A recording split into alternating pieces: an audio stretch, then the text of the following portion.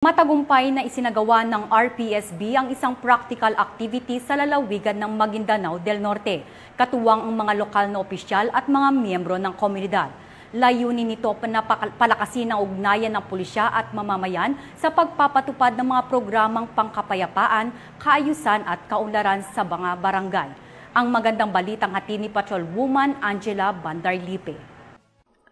Matagumpay na isinagawang practical activity sa solar installation ng mga photovoltaic system installation in situ sa pangangasiwa ng Ministry of Basic, Higher and Technical Education, Technical Education and Skill Development, ang RPSB team sa Camp Bijan sa Lipada, Pindaton, parang Maguindanao del Norte nito lang 21 na Oktubre taong kasalukuyan.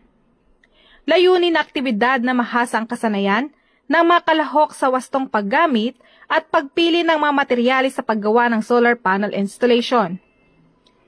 Bahagi rin ng pagsasanay ang pagbuo ng circuit diagram na nagsilbing gabay sa aktual na paggawa ng parallel circuit na nagbibigay ng kuryente sa isang ilaw at sa water pump equipment na kanilang ikinonekta sa solar panel.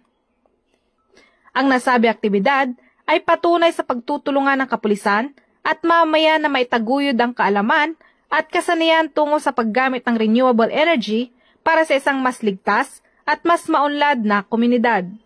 Mula rito sa Rio ng Bangsamoro, ako ang iyong Police News Network Correspondent, Patrolwoman Angela Bandarlipe. Alagad ng batas, tagataguyod ng balitang pulis.